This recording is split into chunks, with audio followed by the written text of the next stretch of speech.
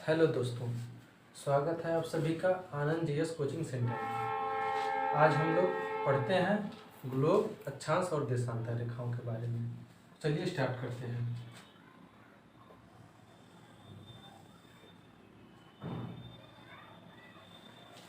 थोड़ा सा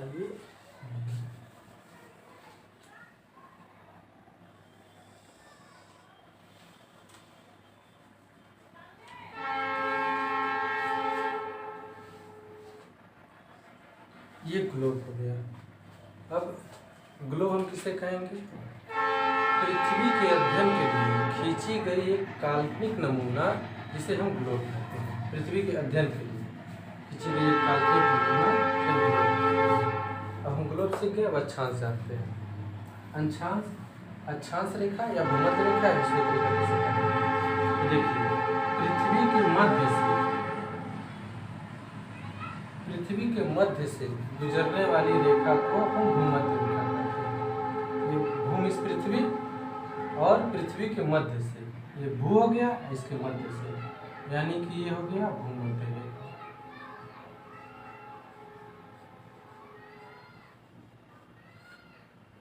इसे हम 0 डिग्री अक्षांश रेखा कहते हैं। 0 डिग्री अक्षांश रेखा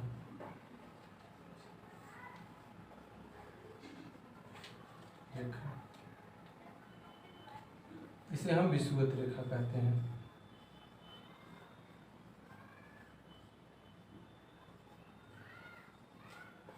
विषुवत रेखा, भूमध्य रेखा, 0 डिग्री अक्षांश रेखा, विषुवत रेखा। अब यहाँ से हम नॉर्थ और साउथ, ऊपर की तरफ जाएंगे तो उत्तरी अक्षांश रेखा, नीचे की तरफ जाएंगे तो दक्षिणी अक्षांश रेखा, दक्षिण की तरफ दक्षिणी अक्षांश रेखा, उत्तर की तरफ उत्तरी अक्षांश रेखा। नॉर्थ साउथ, तो ये 0 डिग्री हो गया। कुछ महत्वपूर्ण अक्षांश रेखा है, उसको भी हम लोग जानते हैं। नॉर्थ ऊपर की तरफ,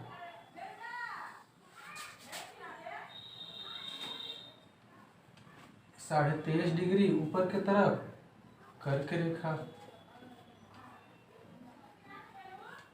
23.5 डिग्री उत्तरी अक्षांश रेखाओं को हम कर्क रेखा कहते हैं। उसी तरह 23.5 डिग्री दक्षिणी अक्षांश रेखा को, इस तरह 23.5 डिग्री दक्षिणी अक्षांश रेखा को मकर रेखा, मकर रेखा, 23.5 डिग्री उत्तरी अक्षांश रेखाओं को कर्क रेखा, 23.5 डिग्री दक्षिणी अक्षांश रेखाओं को मकर रेखा। 66.5 डिग्री उत्तरी अक्षांश रेखा को हम आर्कटिक रेखा कहते हैं। आर्कटिक रेखा 66.5 डिग्री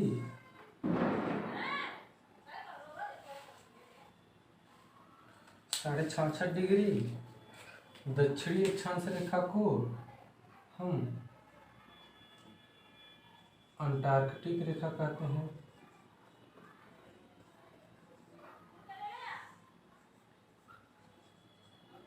66.5 डिग्री उत्तरी अक्षांश रेखाओं को आर्कटिक, 66.5 डिग्री दक्षिणी अक्षांश रेखाओं को आर्कटिक रेखा। ये हो गया आर्कटिक रेखा और अंटार्कटिक रेखा। कुल हम 0 डिग्री से साउथ पोल तक आएंगे, यहाँ तक तो 90 दक्षिणी अक्षांश रेखाओं को हम खींचेंगे। 0 डिग्री से नॉर्थ पोल की तरफ जाएंगे तो ये 90 डिग्री उत्तरी अक्षांश रेखा खींचेंगे।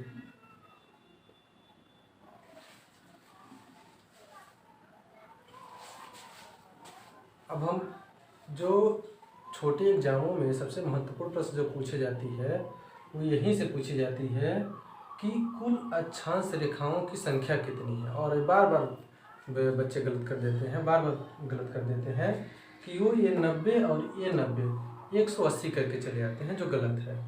अब आप लोग ध्यान से समझिएगा, ये एक खींची गई जो रेखा है 0 डिग्री अक्षांश रेखा, ये भी तो एक रेखा है। ये भी तो, इसको भी तो हम काउंट करेंगे ना, यही गलती होता है बच्चों से। अब देखिए 90 दक्षिण और 90 उत्तर और एक 0 ये अब हम काउंट कर लेते हैं यहाँ। 90 डिग्री उत्तरी अक्षांश रेखा north plus 90 degree south plus 1 ये 0 डिग्री अक्षांश रेखा है जो है, तो कितना हो गया 9 9 180 प्लस 181, तो कुल अक्षांश रेखाओं की संख्या कितनी हो गई 181। ध्यान रखिएगा, ये गलत मत होने दीजिएगा। तो ग्लोब पर खींची गई अक्षांश रेखाओं की संख्या कितनी है 181। अब देखिए एक और प्रश्न पूछता है कि दो ये अक्षांश रेखाएं हैं, जो ये दो अक्षांश रेखाएं हैं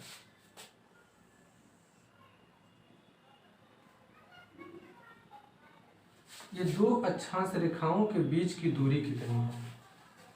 तो दो अक्षांशों के बीच की जो दूरी होती है ये जो दूरी होती है ये 111 किलोमीटर होती है। यही प्रश्न आता है, यही जो है छोटे एग्जामों में यही से प्रश्न आता है कि दो अक्षांश रेखाओं के बीच की दूरी कितनी है, तो 111 किलोमीटर।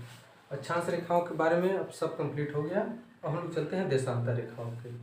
तो देखिए अब सबसे पहले हम देशांतर रेखा कहेंगे किसको, तो देखिए नॉर्थ पोल और साउथ पोल को मिलाने वाली काल्पनिक रेखा को हम देशांतर रेखा कहते हैं। नॉर्थ पोल से साउथ पोल को मिलाने वाली काल्पनिक रेखा को हम देशांतर रेखा कहते हैं। इसे ही हम प्रधान मध्याह्न रेखा कहते हैं।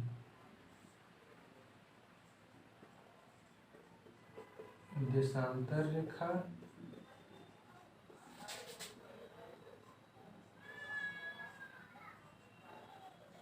प्रधान मध्याह्न रेखा, इसे ही हम याम्योत्तर रेखा कहते हैं।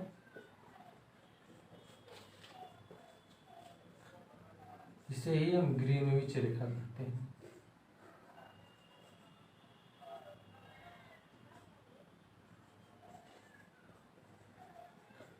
चूंकि जब रेखा खींची गई तो एक लंदन एक शहर है यहीं ग्रीनविच, वहीं से खींची गई, वहीं सब वैज्ञानिक बैठे थे, इसलिए इसको ग्रीनविच रेखा कर दी। तो देखिए नॉर्थ पोल से साउथ पोल को मिलाने वाली रेखा को हम क्या कहते हैं, देशांतर रेखा।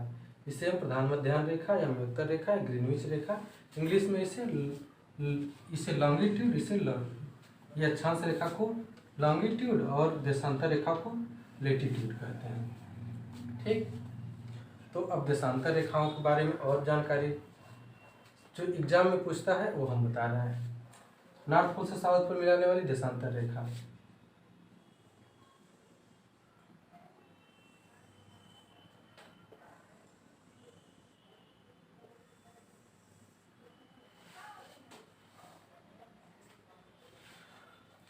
जो एग्जाम में पूछता है वो ये पूछता है कि दो देशांतर रेखाओं के बीच की दूरी कितनी है। तो ध्यान रखिएगा, ये देशांतर रेखा ये हो गया, देशांतर रेखा ये हो गया। तो ये जैसे जैसे आप अब देखेंगे देशांतर रेखाओं के, ये भूमध्य के पास, जैसे जैसे भूमध्य के पास आएगा ये दूरी बढ़ती जाएगी, और जैसे जैसे पोल की तरफ जाएगा, ध्रुवों की तरफ, वो दूरी घटती जाएगी।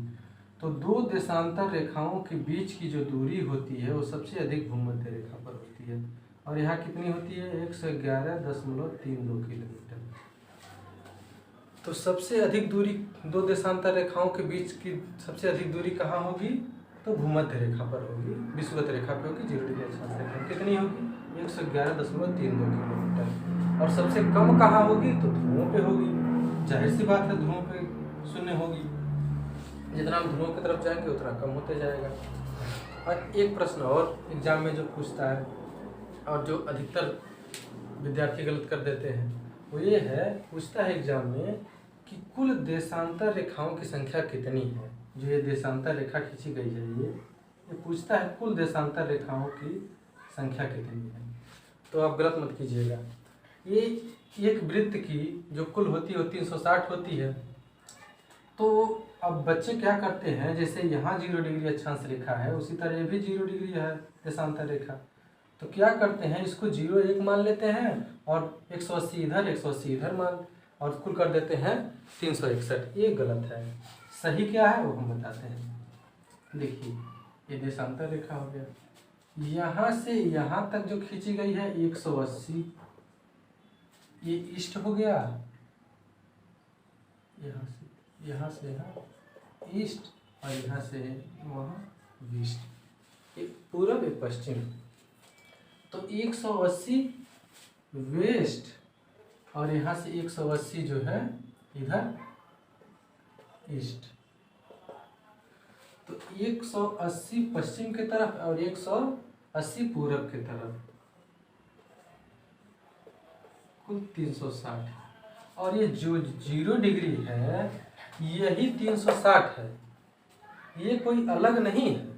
जैसे आप घड़ी में देखेंगे जब 24 बजेगा तो एक्चुअल में ये 24 बजता ही नहीं है, ये जब 23:59 जैसे ही होगा, जैसे 24 बजना होगा वैसे ये 00 हो जाएगा, 24 बजेगा ही। वही कहानी यहाँ है कि ये 360 और ये जो 0 डिग्री है ये दोनों एक ही है। ठीक है, ओके।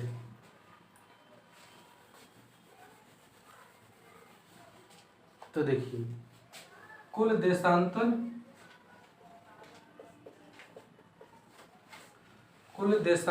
रेखाओं की संख्या 360, कुल अक्षांश रेखाओं की संख्या 181।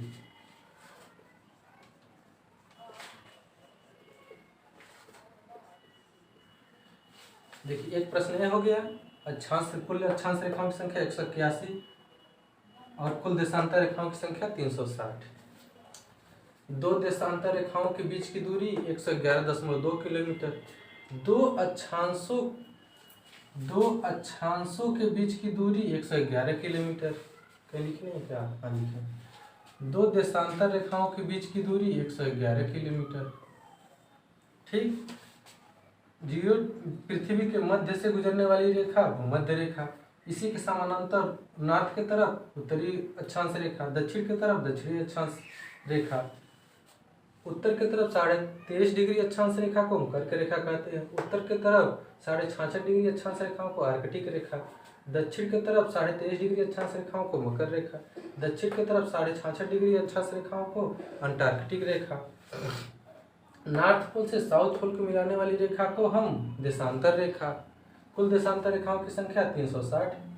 ठीक है, तो आई होप कि आप लोग ग्लोब, अक्षांश और देशांतर रेखाएं समझ गए होंगे। इसमें कोई भी डाउट हो तो आप कमेंट बॉक्स में ज़रूर फीडबैक दें ताकि हम आगे से उसको सुधार लें। और आपके लिए अब अगला जो होगा चैप्टर वो टाइम जोन होगा कि अगर आज अमेरिका में 10 बज रहा है तो भारत में कितना बजेगा, या भारत ग्रीनविच से कितनी दूर है, कहाँ है, ये अगले चैप्टर में होगा। धन्यवाद, थैंक यू।